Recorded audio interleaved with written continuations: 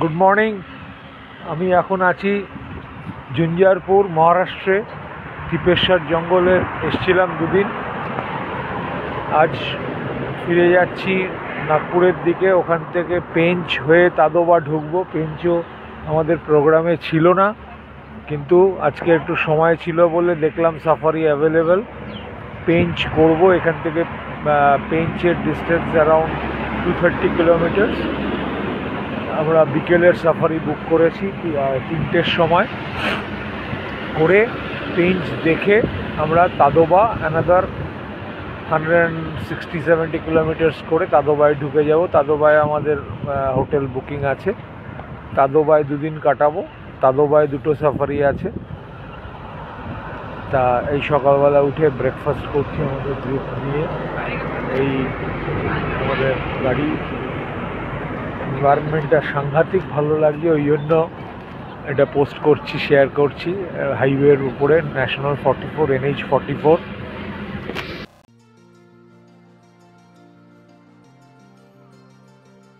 পেঞ্চে এসে পৌঁছলাম। এটা পেঞ্চ ইকো ট্যুরিজম অফিস। এখানে আমরা একটুখানি, এখন বেলা 12টা, সাড়ে 12টা বা 12টা 15 বাজে। আমরা একটু খাওয়া দাওয়া করবো। আমাদের 3টের সময় সাফারি। এটা ফরেস্ট ডিপার্টমেন্টের। এখানে থাকারও ব্যবস্থা আছে। আশেপাশে প্রচুর লজ আছে, আর সেই লজের থেকে কম্পারেটিভলি প্রাইস রেঞ্জ এটার অনেক বেটার। গভর্নমেন্টের, একটু ফরেস্ট ডিপার্টমেন্টের অনলাইন বুকিং হয়। খুব ভালো লাগছে জায়গাটা, অত্যন্ত সুন্দর এই পার্কিং স্পেস। তা আমরা এখানকার যে ক্যান্টিন ফেসিলিটিস আছে সেখানে খাওয়া দাওয়া করব, লাঞ্চ করব। আমরা টিপেশ্বর থেকে প্রায় 240 কিলোমিটার দূরে এইখানে পেঞ্চে একদিন হাতে সময় পেলাম। আমরা সেইটাকে ইউটিলাইজ করে পেঞ্চের সাফারিটাকে করে, আমরা এটা ছিল না আমাদের প্রোগ্রামে, আমরা তাদোবায় চলে যাব শেষ করে। এখান থেকে তাদোবা আরও 140-50 কিলোমিটার। ওকে, তাদোবায় রাত্রি হলেও আবার আমাদের কালকে বিকেলে সাফারি আছে, তার টাইমও আছে।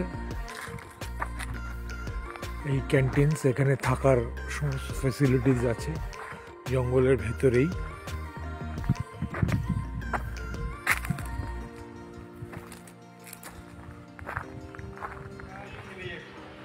সুন্দর। আমি ঘুরিয়ে নিচ্ছি। এই আমরা পেঞ্চের ফরেস্ট ডিপার্টমেন্টের ক্যান্টিনে বসেছি, খাওয়া দাওয়া করব। 3টে নাগাদ আমাদের সাফারি সম্বন্ধে মামুনি গতবার ঘুরে এসছে, কিছু বলো তোমার এই পেঞ্চ জঙ্গল সম্বন্ধে। পেঞ্চের ইনফ্যাক্ট দুটো এন্ট্রি গেট আছে।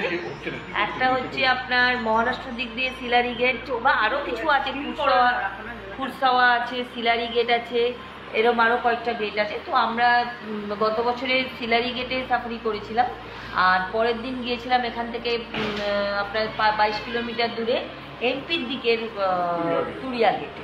তো আবার আমরা এসেছি, আমাদের ভালো লেগেছিলো পেঞ্চ খুবই। তো আমরা ওই জন্য আজকে আমাদের টাইম কম, তাই জন্য আমরা খালি সিলারি গেটটা চুজ করেছি।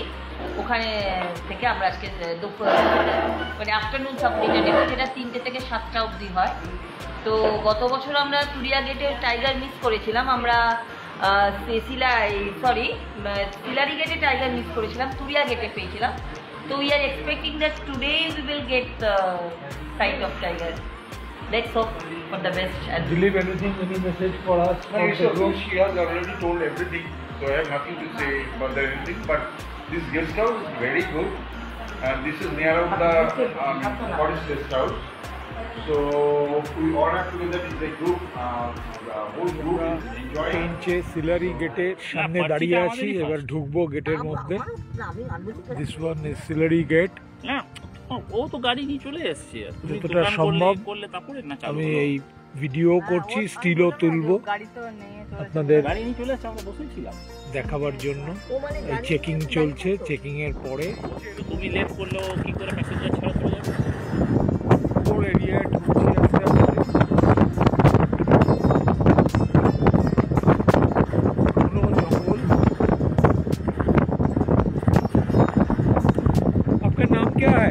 पहाड़ी में सर। हाँ, थोड़ा ऊंचा सर में बोलिए, आपका ये जंगल का ये बोलिए। सर इसका बफर कोरिरे मिला के 741.41 किलोमीटर में। वैसे ये जंगल कान्हा से कनेक्ट है, पेंच महाराष्ट्र, पेंच एमपी और कान्हा। पेंच महाराष्ट्र में 6 गेट लगे सर। अच्छा ये सातपुड़ा रेंज वाला एरिया है सर ये। अच्छा, सपरा। सातपुड़ा अच्छा, ये 99 में डिक्लेयर हुआ था टाइगर रिजर्व फॉरेस्ट। अच्छा अच्छा, और ये आपका स्क्वायर किलोमीटर कितना है? 741.41 स्क्वायर किलोमीटर। अच्छा, टोटल आपका 56 का प्लस है। 56 प्लस।